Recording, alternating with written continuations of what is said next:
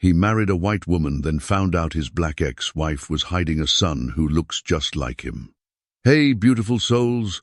Welcome back to Alcot Stories, the home of untold heartbreaks, hidden truths, and the kind of love that fights through fire. Today's story will shake you. What happens when a wealthy white millionaire marries someone new, but learns his black ex-wife was hiding a son who looks exactly like him? Is it betrayal, or is it protection?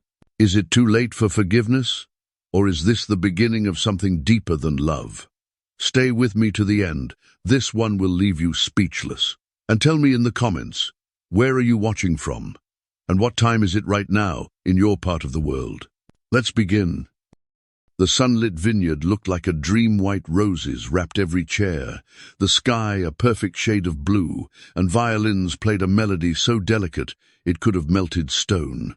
But for Naomi, the screen in front of her was a knife carving through 5 years of silent pain. She sat on her worn-out couch, hands trembling, barely able to keep her phone steady as she watched him, Liam Carter, the man who once promised her forever, stand tall in a tailored ivory suit at the altar. His smile, bright and breathtaking, used to be hers.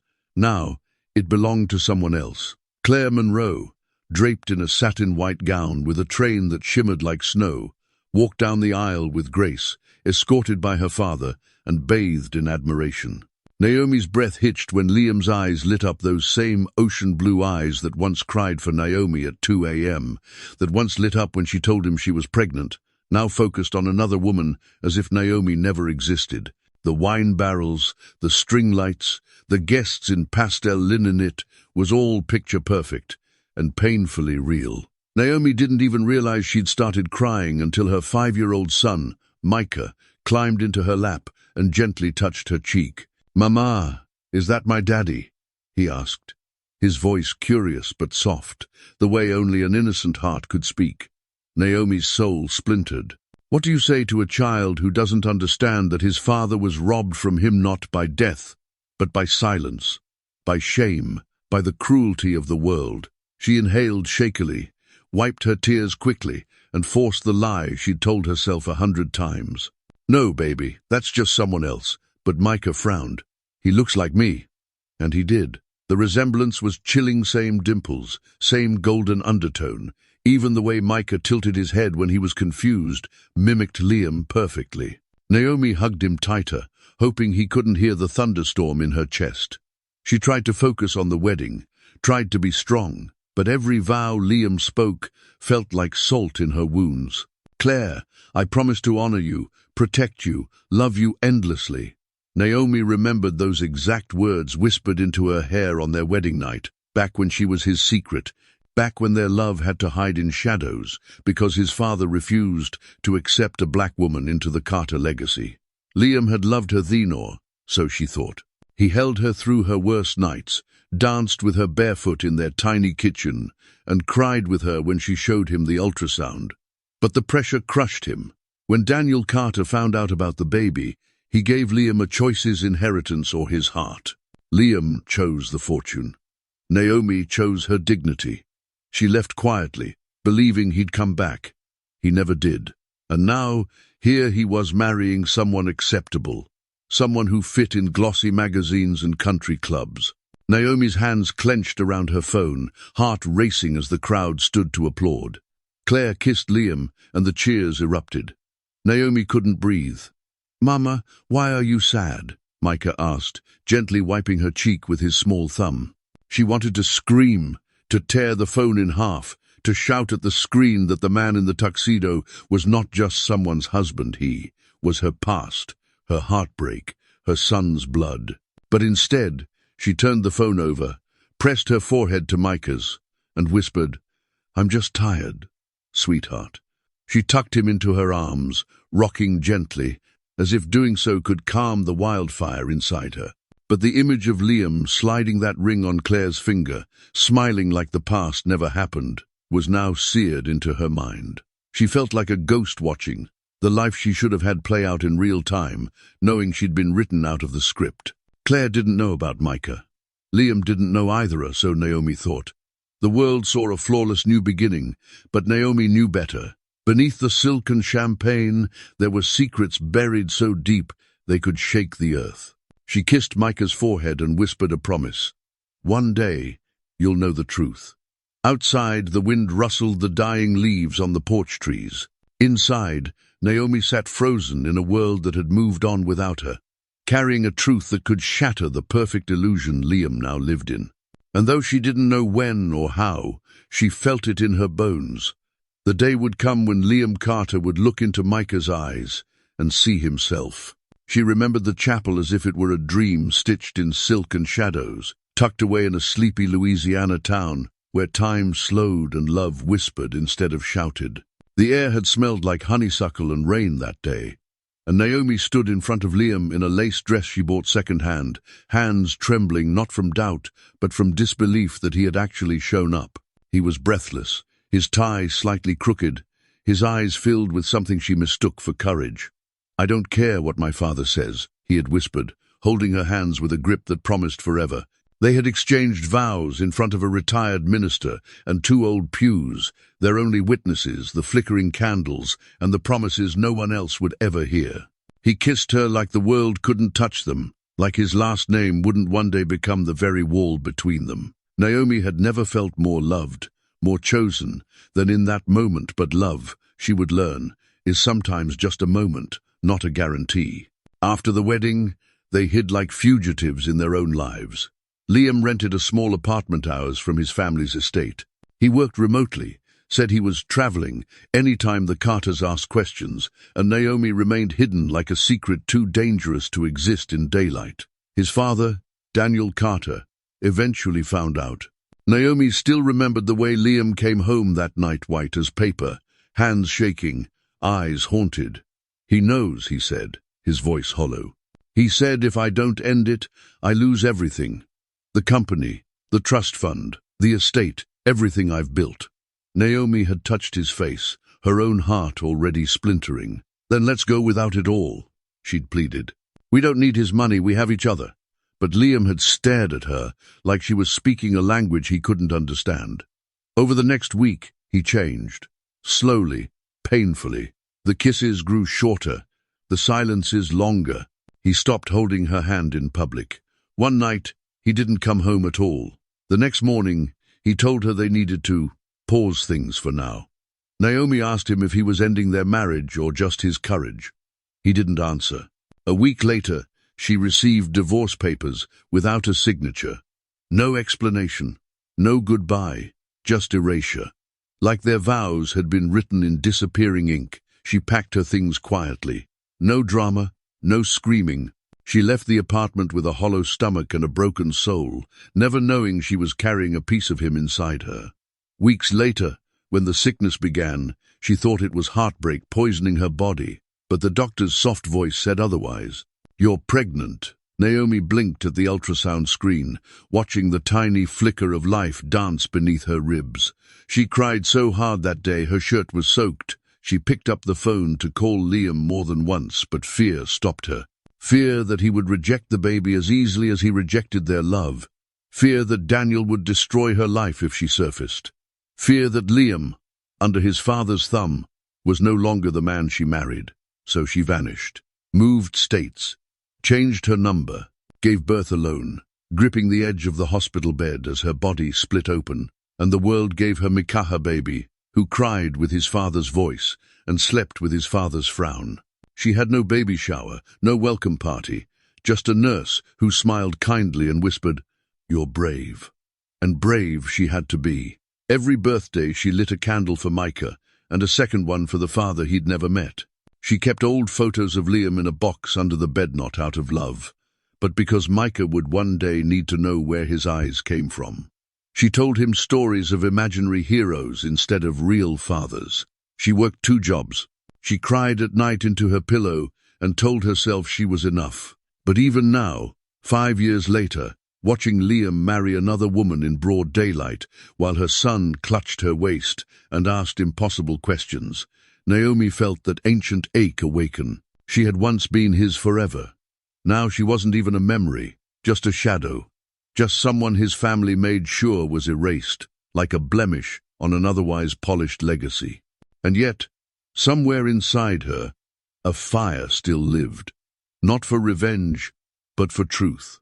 Because she knew one day, Liam Carter would look into the eyes of the boy he unknowingly left behind, and realize that you can silence love, erase names, tear up marriage papers, but blood doesn't lie, and secrets don't stay buried forever. Naomi didn't expect to feel anything more for Claire Monroe than quiet bitterness, but something deeper was stirring now, something darker, instinctive, primal. It wasn't jealousy, it was suspicion. Claire was too polished, too graceful, too perfect to be untouched by secrets. There was something about the way her smile never reached her eyes, the way she seemed to control every room she entered, even in silence. Naomi had never met her in person, but the digital world offered more than enough.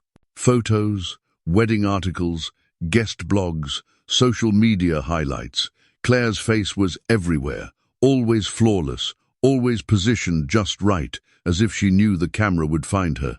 But Naomi had lived too many truths behind pretty masks to believe in appearances anymore. So she followed the whispers. At night, when Micah was asleep, she sat on the edge of her bed scrolling through public records, anonymous gossip forums, even private alumni groups from Claire's university.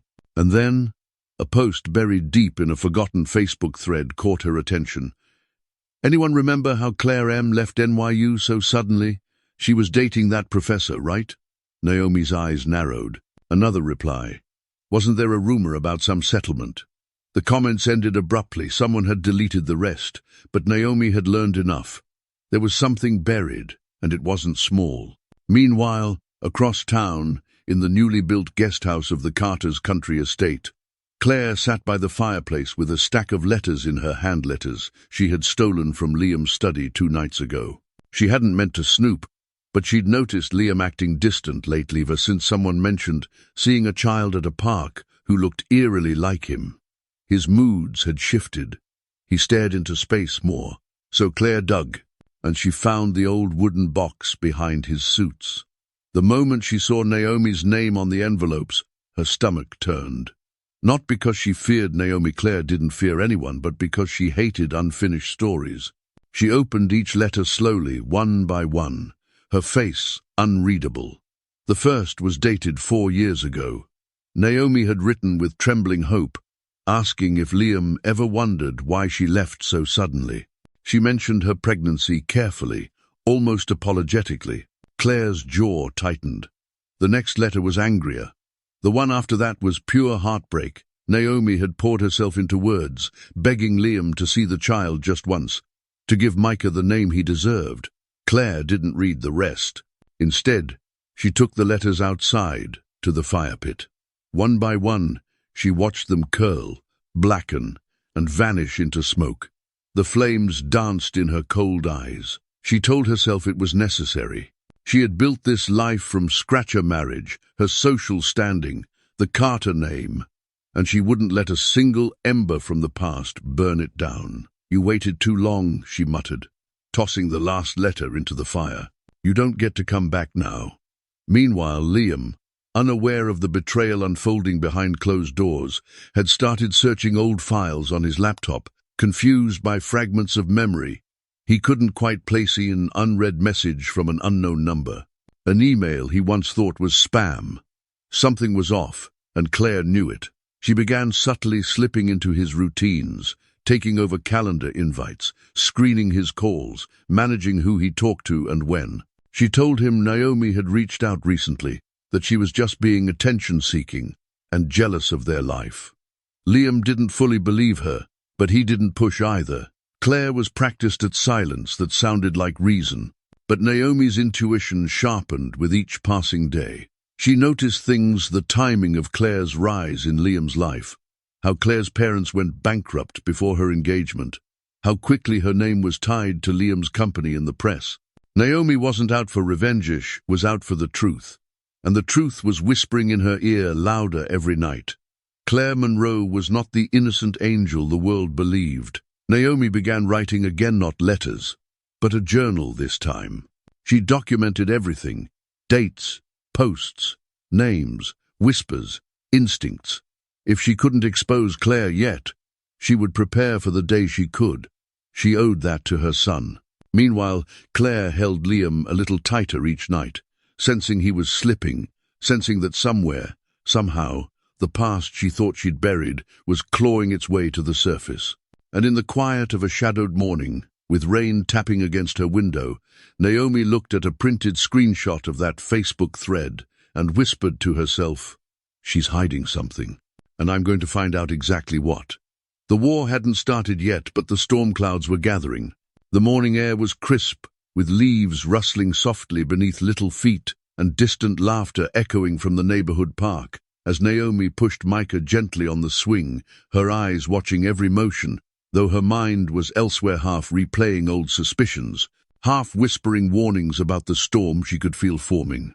She had barely slept the night before, still haunted by that anonymous thread about Claire's mysterious NYU disappearance, still journaling details she wasn't sure anyone would believe. But here, in this small moment, Micah's giggles felt like a lifeline. "Hiya, Mama," he shouted joyfully, his smile wide and full of life. Dimples deep and familiar, so familiar. Naomi chuckled softly, giving the swing a gentle push, when a man jogging nearby suddenly slowed, his eyes narrowing as he turned toward the playground. His name was Ethan Rhodes, one of Liam's oldest college friends, someone Naomi had met once, long ago, before the world divided. He wasn't supposed to be here. He lived across the city. But fate, Naomi was learning, didn't believe in coincidences. Ethan froze mid-step, sweat glistening on his forehead, his earbuds hanging around his neck now, forgotten. He stared studied the child laughing in front of him, the way his blue eyes lit up when he looked back at his mother, the way he squinted against the sun just like Liam did, and the way his hair curled at the edges, just enough to make Ethan's stomach twist. He blinked rapidly, almost shaking himself, as if trying to reject what was forming in his mind. But the resemblance was too loud to ignore. It was like staring into a time machine. Liam's face, 5 years younger, staring back at him from a tiny, joyful frame.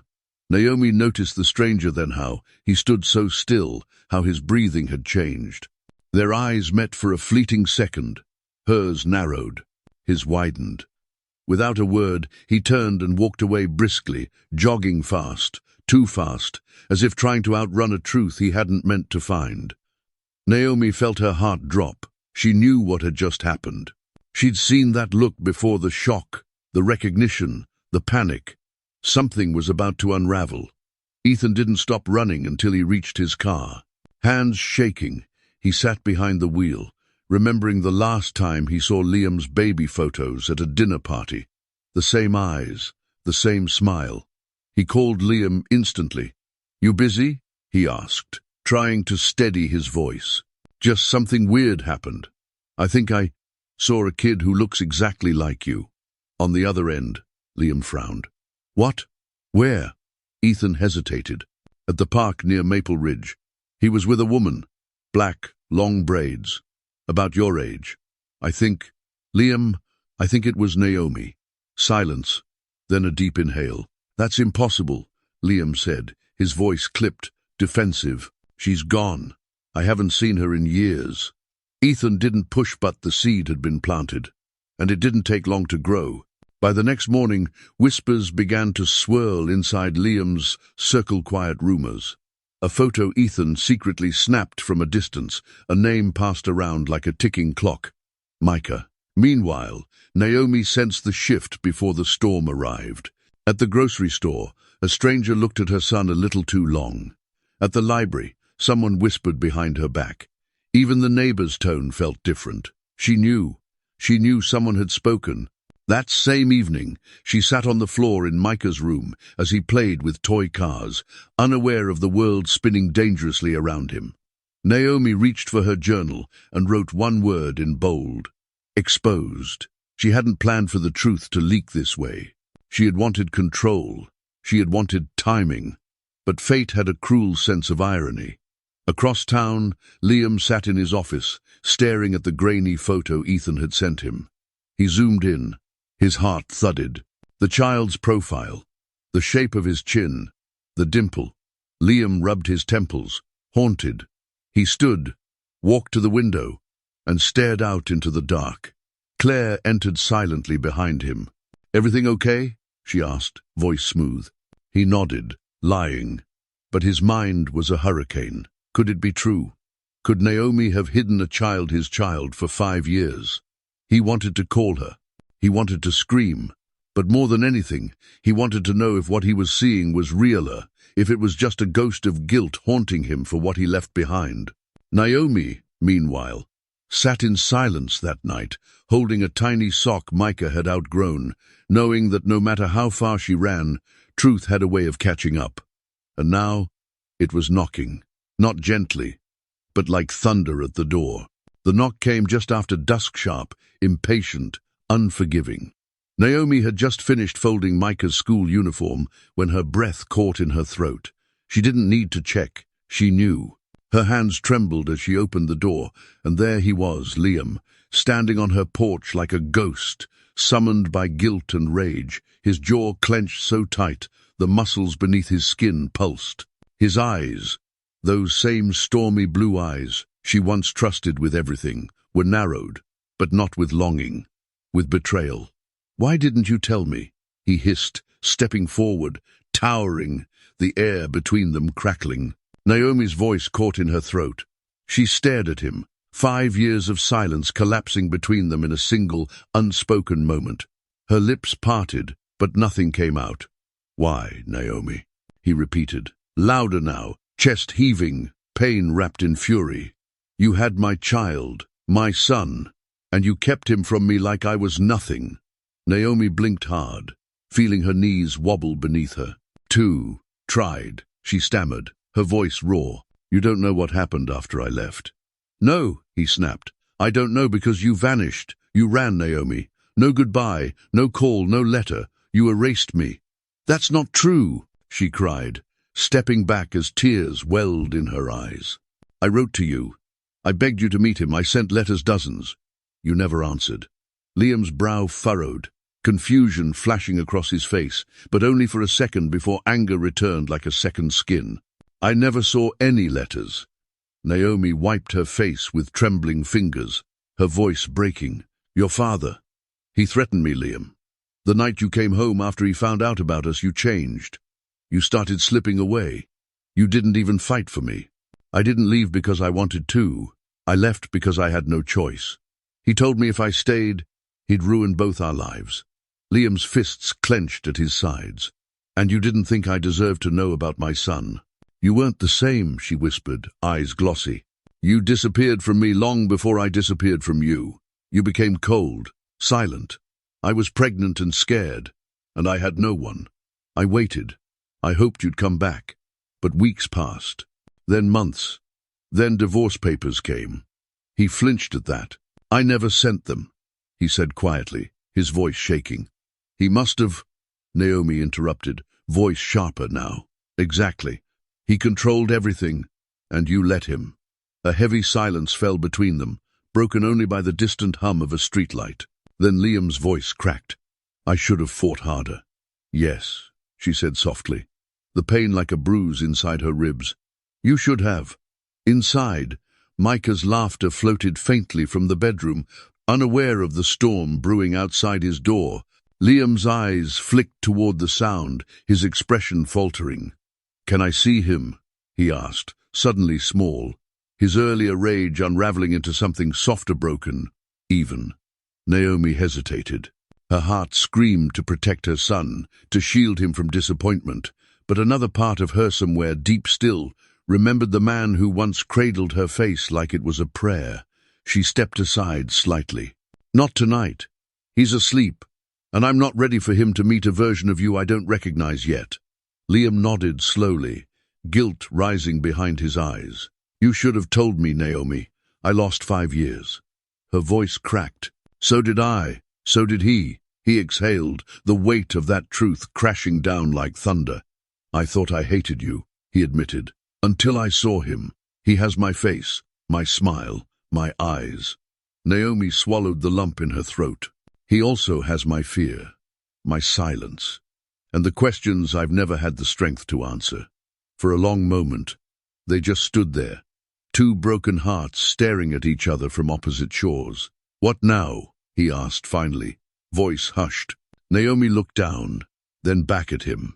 "Now, you decide if you're going to be the man I hoped you'd be, or the one who left." Then she closed the door gently, not with hate, not with finality, but with a heartbreak that still hadn't healed, and left him standing on her porch under a sky that suddenly felt much too heavy. Claire Monroe Carter stood at the top of the staircase, her silk robe tied neatly at the waist, holding a crystal glass of white wine that had grown warm in her hand. She had been standing there for over 10 minutes, motionless, listening to Liam's heavy footsteps pacing below, his voice low and tense as he left a second voicemail on Ethan's number. He hadn't said much when he walked through the front door, just a distracted, "I'm back," before disappearing into his office, the door slamming behind him. Claire had seen the shift in him for days now, but tonight something was different. The man she married looked shaken, like he'd stared into a mirror and saw a stranger staring back. And she knew, without needing to ask, that she was the reason. Not her directly, but the woman who once carried his name like a secret, and now carried his child like a torch. Naomi. Claire had read the name in a flash of panic the day she found Liam's hidden journal tucked in his drawer. Just one page, one name, and the word Micah scribbled in the margins like an afterthought. She hadn't confronted him yet, she didn't need to, because tonight, as she pressed her ear to the door and heard him whisper the words, "He has my eyes," the fear that had lived dormant beneath her polished surface cracked wide open. The glass in her hand tilted. Her smile, the one she'd spent years perfecting for society, galas and red carpet charity events, faded like makeup in the rain. She descended the stairs slowly, pausing at the office door, not bothering to knock. "Is it true?" she asked, her voice like ice. Liam looked up, startled. "Claire, don't lie to me," she snapped. "Is there a child?" He didn't speak. His silence answered everything. Her breath hitched, but she didn't cry. Claire didn't cry. She burned. "How long have you known?" "Not long," he said carefully. "But he's mine." The room fell into a vacuum of tension. Claire's jaw clenched. "So what now? You want to play house with your ex and her secret son while I stand here? What, clapping from the sidelines?" Liam's eyes narrowed. "He's my son, Claire. I'm your wife," she screamed, finally cracking. "Or have you forgotten that?" Liam stood, voice firm but calm. "This isn't about forgetting. It's about responsibility. Micah didn't ask for this." Claire took a slow, shaking breath, then stared him dead in the eyes. "Then let me make it easy for you. It's him, or me." Liam's body stiffened. She had never said something so final before. She turned on her heel and stormed upstairs, slamming the bedroom door so hard the chandelier in the hallway trembled. But her rage didn't end there. As the city lights bled through their penthouse windows, Claire sat at her vanity, her fingers moving fast over her phone. She wasn't just angry, she was strategizing. She typed in a numeron she hadn't used since college scandals needed quieting and called a number stored in her hidden contacts. A raspy voice answered. "Miss Monroe, or should I say Mrs. Carter now?" Claire didn't waste time. "I need everything you can find on a woman named Naomi Brooks. Address, employment, history, weaknesses, especially weaknesses." "Understood," the man replied. "Timeline?" "Yesterday." She ended the call and stared at her reflection. The woman in the mirror no longer looked like a wife fighting for love. She looked like a soldier preparing for war. Claire had worked too hard to become Mrs. Carter, climbed over too many women, silenced too many rumors, buried too many truths. She wasn't going to let some forgotten ex and her conveniently adorable son derail what she built. Across the city, Liam sat in the dark of his office, fingers shaking over a cup of untouched bourbon. He didn't know what to feel: guilt for missing 5 years of Micah's life, or dread for what Claire might do next. Because he had seen that look in her eyes before, the one that didn't break, didn't bend, only plotted. And he knew Claire wasn't just jealous, she was dangerous. Meanwhile, Naomi stood in Micah's room, brushing his curls as he drifted to sleep, unaware that a storm was now forming far louder than the one outside. She didn't know her name, had just been passed to a man who could dig through her life like soil. She didn't know the woman smiling in society magazines had just declared her a target. But something inside Naomi stirred, an unease, the kind a mother feels before lightning strikes. She kissed Micah's forehead gently. Not knowing eyes were already watching, files were already opening, and someone had just decided that her truth was now an obstacle, one that needed to be erased. The morning sun bled softly through the blinds, but Liam sat in darkness, the curtains still drawn from the night before, the untouched bourbon from last night still sweating on the desk beside him. Sleep had never come. His mind wouldn't let him rest. He kept replaying Naomi's face at the door, the tremble in her voice, the words she had said. "I wrote to you." He dismissed it in the moment, chalked it up to guilt or deflection. But now that the house had fallen silent and Claire wasn't speaking to him, the words echoed louder. Something in Naomi's eyes haunted him, something that whispered, "You never knew the full story." And so, after hours of pacing and internal war, he finally did what he should have done long ago. He went looking for the past. The Carter estate had storage rooms buried beneath old floorboards and guest houses nobody used anymore. He remembered that's where his father kept sensitive mail and family documents, anything that could stir scandal. Liam hadn't stepped foot in that back storage room in years, but something inside him said the answers were there, and they were. Dust clung to boxes labeled personal, legal, miscellaneous. At the very back, behind tax forms and property contracts, he found an old, crumpled shoebox, sealed with brittle packing tape, his name scrawled on top, and inside, over a dozen unopened letters. Some were creased and stained, others still sealed, yellowed at the edges. Every envelope had the same handwriting. Naomi Brooks. His chest tightened as he pulled out the first letter. It was dated 4.5 years ago. Her words were soft, hesitant, full of aching confusion. She asked why he never responded. She apologized for disappearing but begged him to understand. The next letter was braver. She told him she was pregnant, that she didn't want to cause problems, but their son deserved to know who he was. Liam read each one like a man starving, devouring the truth he had been denied. She hadn't left him heartlessly. She had reached for him, again and again, until her hope ran dry. And someone, his own father, had snatched those cries for help and buried them in silence. Rage rose slowly, boiling beneath grief. His father had done a lot to protect the family name. He always claimed it was for the good of the legacy. But this was sabotage, emotional theft. His father had watched him crumble, drink himself numb, marry a woman he wasn't sure he loved, while the one woman who truly knew him was calling from across the canyon, unheard. Liam slumped against the wall, fists pressed to his forehead, breathing uneven. "I didn't know. God, I didn't know."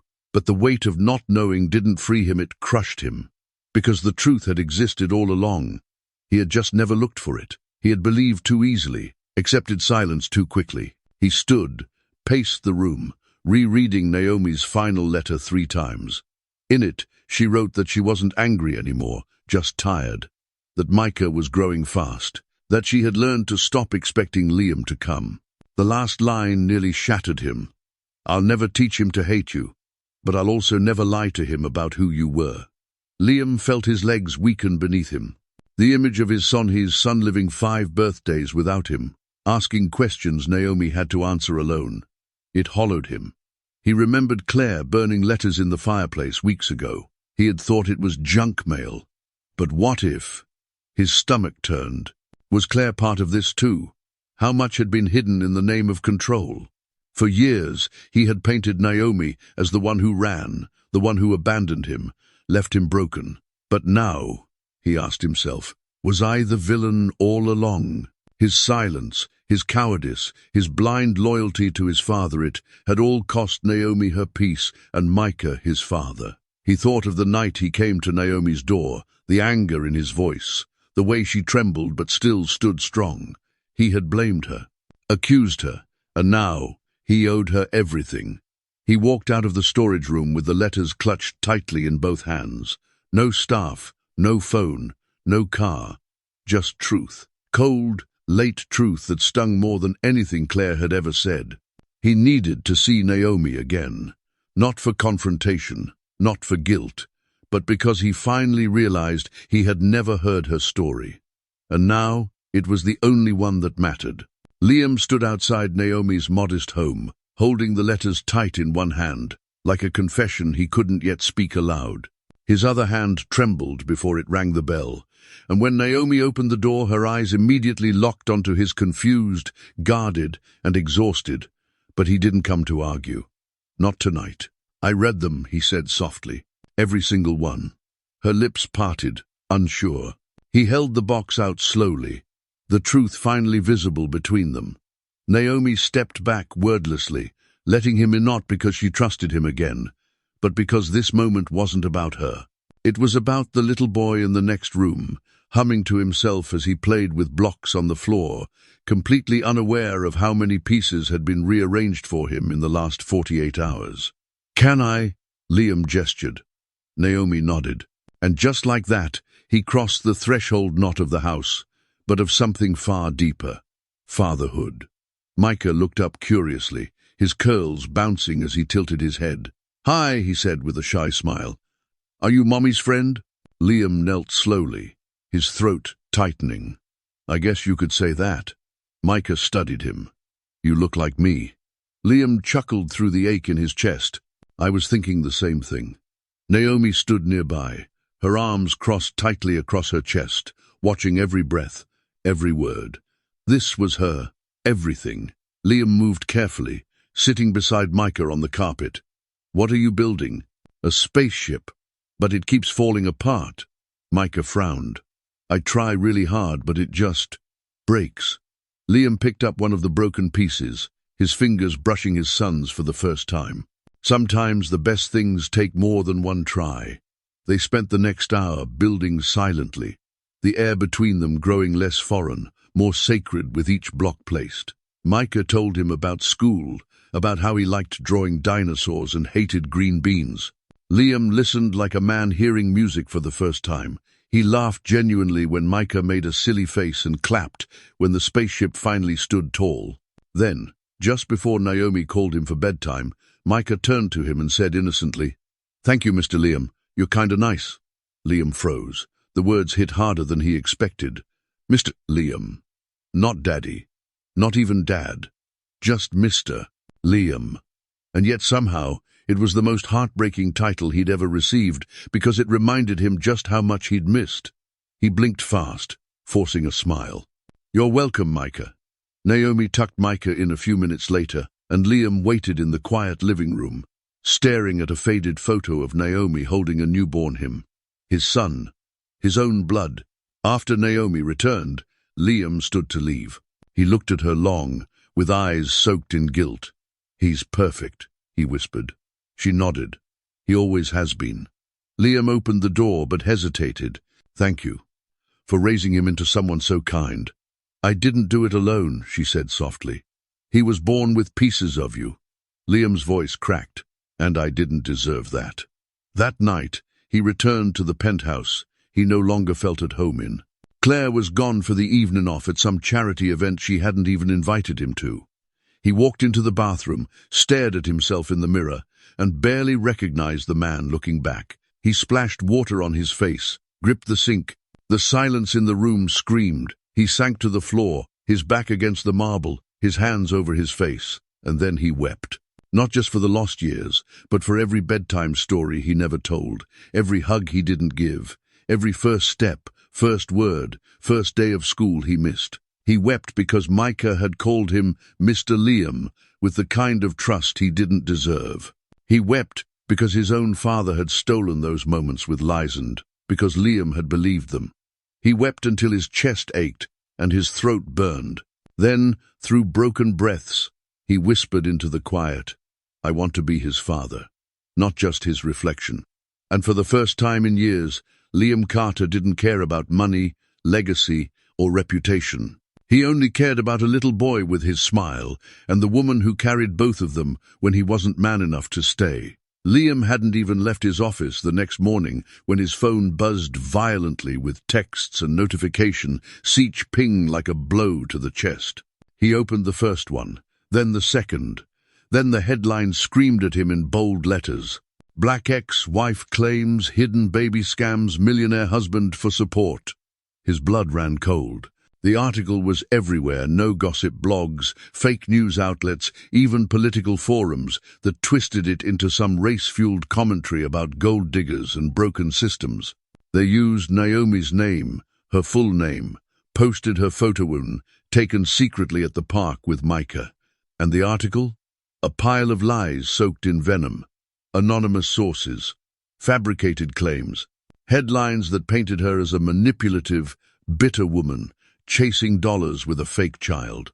The image of Naomi holding Micah was zoomed in to make her look calculating. Liam gripped his phone harder as his heart pounded. He knew who was behind it. Only one person had motive, timing, and the cruelty to orchestrate this. Claire. Meanwhile, across town, Naomi stood frozen on the sidewalk outside the bakery she always visited after school drop-off. She hadn't even seen the article yet. She didn't need to. The looks told her everything. A woman brushed past her and muttered, "Disgusting," under her breath. Another sneered as she walked by with her dog, whispering something sharp about trapping rich men. One man older, in a rumpled suit, spat at her feet. Naomi stood still, clutching the paper bag in her hands as the world suddenly tilted sideways. She didn't cry. She didn't speak. She just stared at her own reflection in the bakery window, stunned that years of silence, of dignity, of raising her child in peace could be shattered by one viral lie. When she got home, her best friend Zuri was already there, furious, pacing. "You need to fight back," Zuri snapped. "This isn't just gossip, Naomi. This is character assassination. This is Claire using her whiteness and power to make you the villain in a story you never asked to be in." Naomi dropped the bag on the table and sat down slowly, her hands shaking. "I can't drag Micah through the media." "You're not dragging him," she did. Zuri slammed her fist on the table. "Do you know what people are saying? That you planned this from the start. That Liam was trapped. That Micah's not even his. And you just want to stay quiet." Naomi clenched her jaw, staring at the wall, at the photo of Micah holding his stuffed giraffe. "No," she whispered. "But I don't know how to fight people who write headlines for a living." Zuri leaned forward. "You fight with the truth. You tell your story. You stop letting Claire hold the pen." Meanwhile, Claire stood in front of her vanity, lipstick flawless, eyes sharp, her phone lit up with alerts. Everything was spreading perfectly. She watched Naomi's reputation collapse in real time, and for the first time since the scandal began, Claire smiled. "No one sides with the ex," she whispered to herself, "especially not her." But what Claire didn't count on was Naomi rising. That same night, Naomi opened her laptop and clicked record. No PR team, no filter, no makeup, just a mother with a quiet voice and a full heart. "My name is Naomi Brooks," she began. "And before I was ever anyone's ex, I was a woman, a nurse, a daughter, a mother. And yes, 5 years ago, I loved Liam Carter. We married in secret because his father didn't want him marrying someone like me. When Liam changed, when I realized I was pregnant and alone, I wrote letters. I begged to tell him. I was silenced. I was erased. But I never scammed anyone. And the only person I've ever tried to protect is my son." She paused, her voice trembling but clear. "To anyone watching who judged me by the color of my skin or the curve of my name in a headline, I'm not asking for your pity. I'm asking you to look at the truth before you throw stones." She clicked upload, and then she stood tall. No tears this time, just fire in her spine. By morning, the video had over 200,000 views. People began reposting it. Women's groups, parenting pages, even journalists who'd once stayed silent. Suddenly, Naomi's story was being told in her words. And in the shadows of her victory, Liam sat watching, tears silently falling, realizing for the first time that Naomi didn't need to scream to be powerful, she just needed to stand tall. The courtroom air was heavier than any storm outside, thick with judgment, whispers, and sharp glances that cut like blades.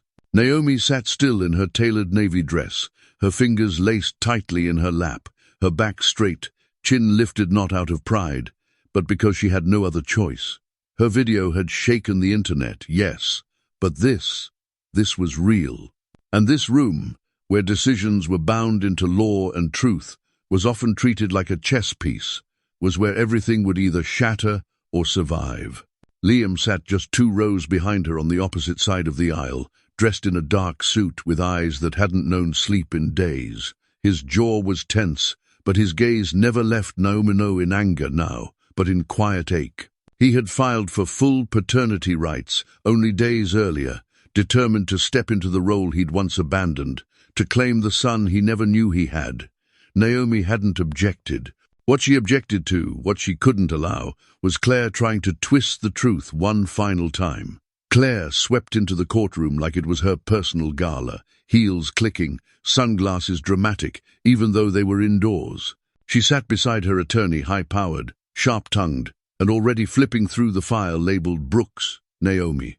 From the first gavel drop, the tension suffocated the room. Claire's lawyer wasted no time. "Your Honor, we intend to prove that Miss Naomi Brooks intentionally withheld information from Mr. Carter to manipulate him emotionally and financially, that her reappearance coincided conveniently with his recent promotion to CFO of Carter Holdings, and that her sudden desire for paternity acknowledgement is neither selfless nor sincere."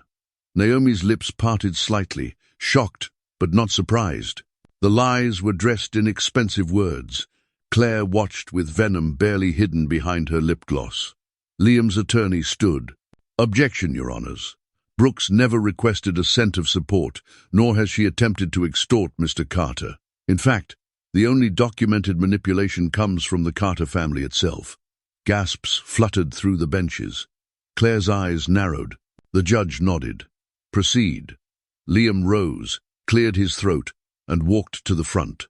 "Your Honor, I didn't know about my son because letters Naomi sent me were intercepted by my own father.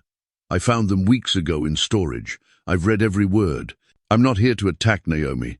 I'm here because I want to know my Sonand, because I should have fought for her when it mattered." Naomi looked down, heart pounding. The room shifted, but Claire stood up sharply. "Your Honor, permission to speak." Her lawyer tried to stop her, but she was already in front of the judge, eyes wide and glossy with practiced tears. "I have stood by Liam through everything. I married a man who was grieving a past I didn't fully understand. But this woman, this Naomi, has used that past to crawl back into his life and destroy our marriage. She's poisoning his mind against me and feeding lies to the media." Naomi stood slowly, calm, poised. "Your Honor, I'd like to call a witness." The judge lifted a brow. "Proceed."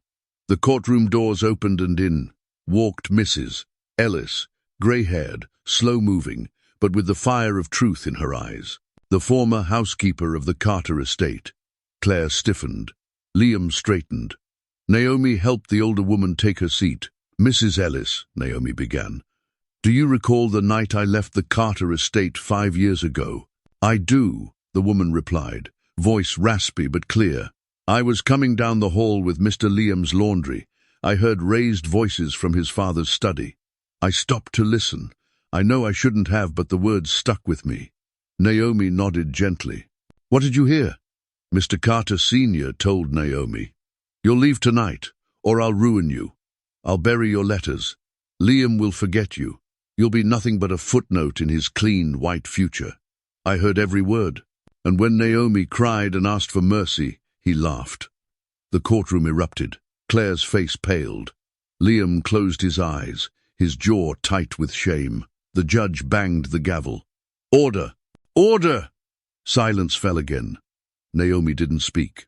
She didn't have to. Mrs. Ellis's voice had said everything. The judge looked toward Liam. "Mr. Carter, do you confirm these letters exist?" "Yes, Your Honor. I have them with me." He pulled the worn box from beneath his seat and placed it on the bench. "This is the truth I was never given. The judge reviewed the contents briefly, then looked toward Naomi. "Miss Brooks, I believe you." Naomi blinked fast, holding her breath. The judge continued, "I will grant Mr. Carter full paternity rights, but Miss Brooks retains primary custody. Mr. Carter is to be given immediate, consistent visitation. And as for the accusations and media leaksums, Claire Carter, you are not a party in this case. Any further interference will result in contempt charges." Claire gasped. Her empire of lies collapsed in that moment, quieter than she imagined, but loud enough to leave her shaking. Naomi exhaled deeply, her body finally softening for the first time in weeks. Liam looked at her across the aisle. Their eyes matanned in that quiet look, no longer bound by war or silence, lived something fragile, maybe even forgiveness. The judge's gavel had barely cooled when another truth demanded to be spoken, not with words this time, but with science. The courtroom had quieted, but the tension still pulsed like electricity beneath every breath. The clerk handed a sealed envelope to the judge, marked "Confidential, Denner Verification, Case number 712. Naomi's hands tensed in her lap. Liam shifted slightly on the bench, his fingers pressed together, eyes fixed on the envelope as though it held the final thread of his redemption. Claire stood behind her attorney, arms crossed, face burning with anticipation, but it wasn't hope she wore. It was desperation. The judge broke the seal slowly, like peeling back a wound that had been festering for years. Her eyes scanned the document, her mouth tightening slightly. "The court has received the paternity test results," she announced. A pause. "It is confirmed. With 99.99% certainty, Liam Carter is the biological father of Micah Brooks." The words echoed like thunder, final and undeniable. Naomi inhaled sharply, not because she doubted it, but because hearing it in that cold, official voice somehow carved it deeper. Micah had always belonged to her, but now the world, the system had acknowledged what her heart knew all along.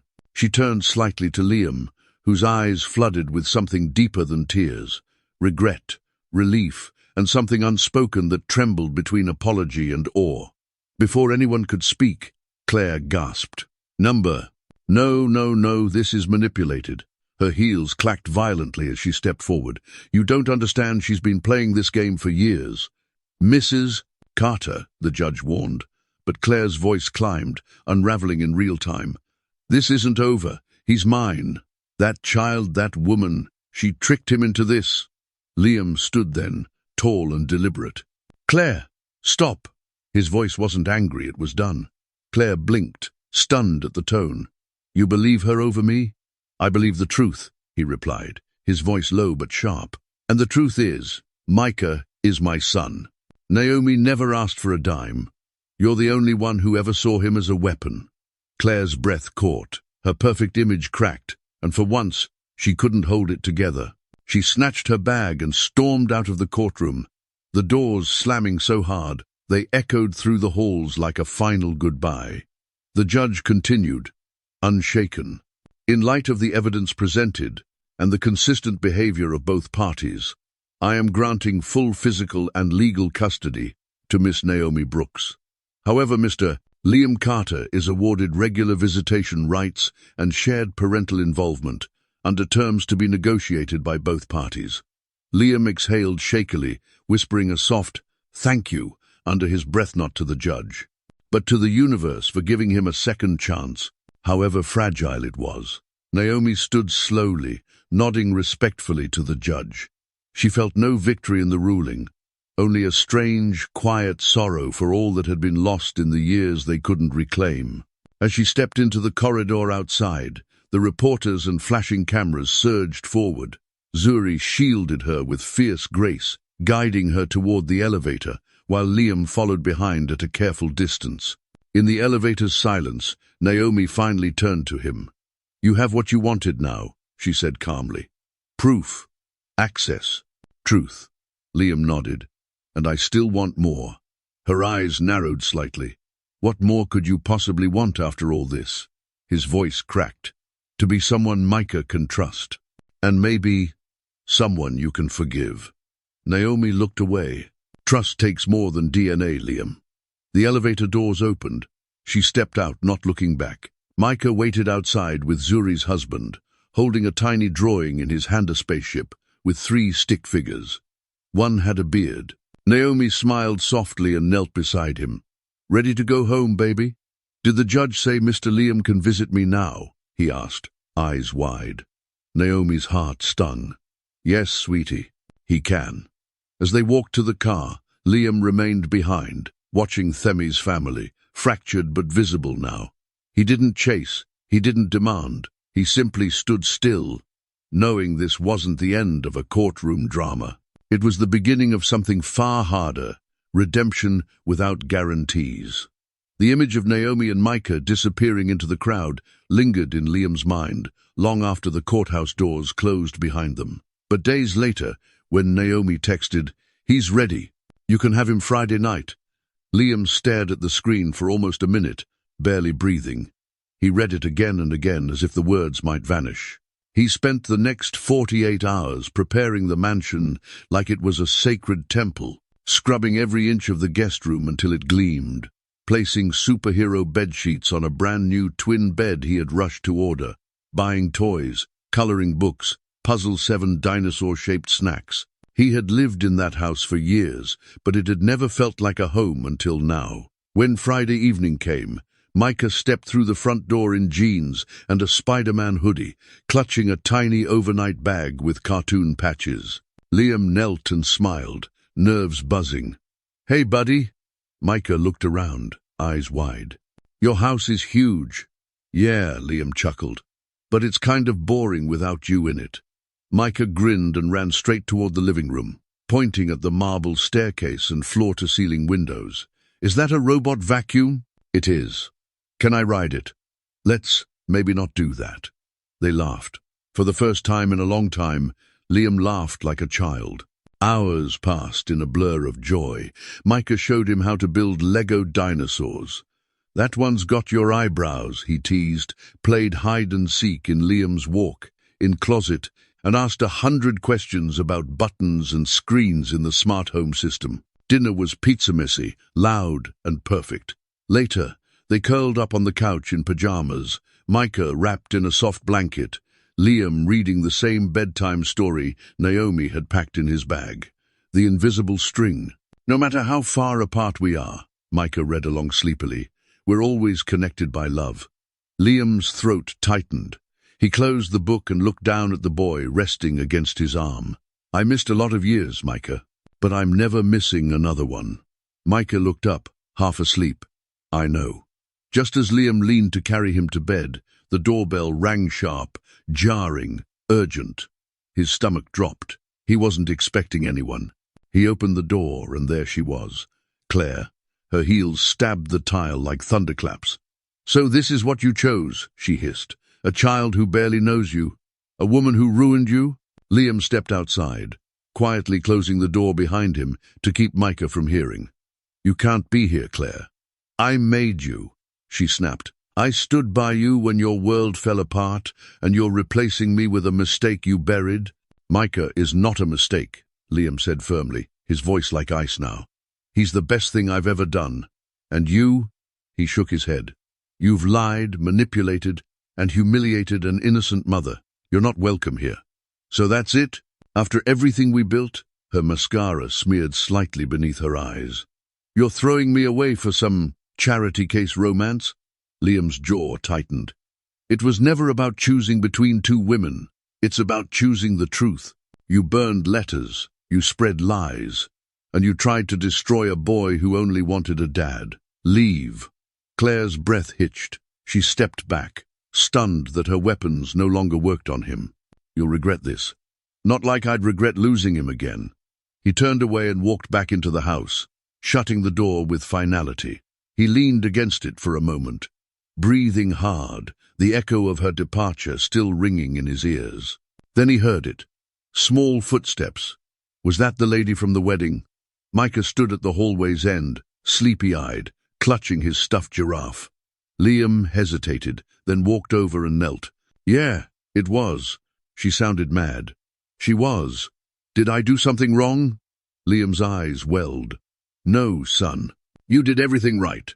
He scooped Micah up, holding him close, walking him back toward the bedroom. Sometimes people get loud when they're afraid of the truth. But the truth doesn't need to yell. It just needs to stand. Micah yawned. You sound like Mommy. Liam smiled. She's a smart woman,